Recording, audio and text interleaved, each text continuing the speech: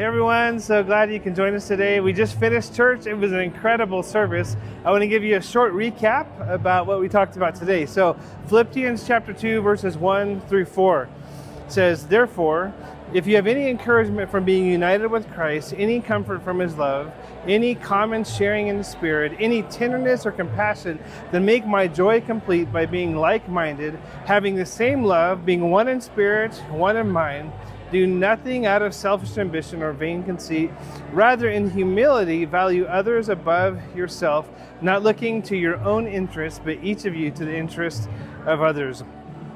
A couple weeks ago at Sermon Writing Group, Pastor Josh asked Pastor Oscar a question. He says, "What do you wish you had preached about before going on sabbatical?" So if you know, 2 years ago, Pastor Oscar went on sabbatical. Pastor Josh went on sabbatical last year. In 2 weeks, I'm going on sabbatical. And so I looked at Pastor Oscar to say, what's he going to say? What does he wish he had talked about? And without missing a beat, Pastor Oscar said, "I wished I had talked about unity." That's what this passage is all about. It's about there being unity because we have encouragement and comfort and one spirit and tenderness and compassion.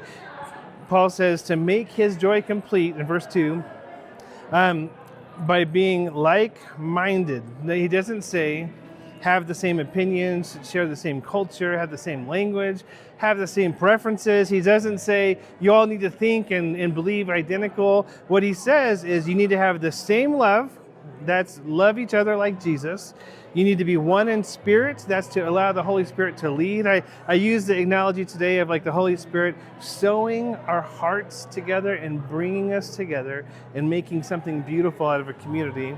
And then third, he says being one in mind, and that is the mind of Christ. We have 4 kids, and as they were growing up, one of the ways that they were not one in spirit and one in mind was when they started learning the shotgun rules. So when mom was gone and they all wanted to get the first seat, they started yelling shotgun and racing to the car. They all had different sorts of rules for this, and we had to create some rules to say you can't call shotgun until you're ready to leave and you're outside the house. But they would always get in these arguments about that. So over the years, we created ways for them to get along. Step 1 was we had the same team talk, as most people talk with their kids. Hey, we're all on the same team here. Step 2, and they hated this, was an opportunity to get along. That means chores.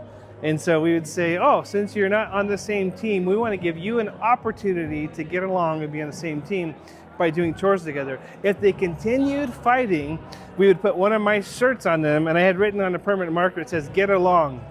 And the kids call it the Get Along shirt. They would have to do the same chores inside the same shirt with only one arm. So I have a right arm, you have a left arm, and we're working together.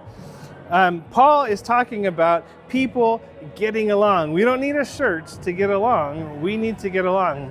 The goal of Paul is not uniform thought, uniform theology, uniform appearance, uniform voting. It's a shared commitment to Jesus beyond our culture, beyond our languages, beyond our theological minor opinions or our political preferences.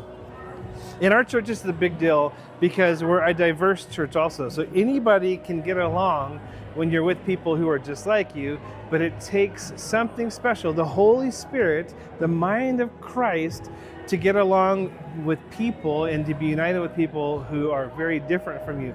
Economically, generationally, culturally, language, you name it. You know how diverse the church is here. You name it. It takes something special to be united in circumstances like that. Jesus, when he prayed for future believers, he prayed for us to be united. This is John chapter 17, verses 20 through 23. "My prayer is not for them alone. I also pray for those who will believe in me through their message." So he's praying for us, those who will believe in the future because of their message. He prays that they would all be one. And he says, "Father, just as you are in me and I am in you, may they also be in us so that the world may believe that you have sent me."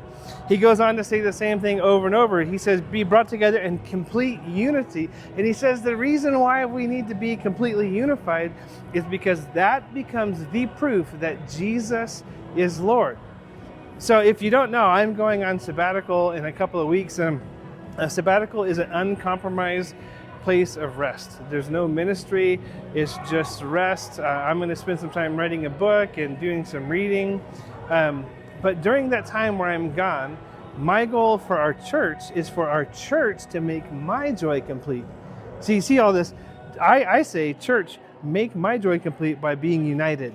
Paul says to the church in Philippi, make his joy complete by being united.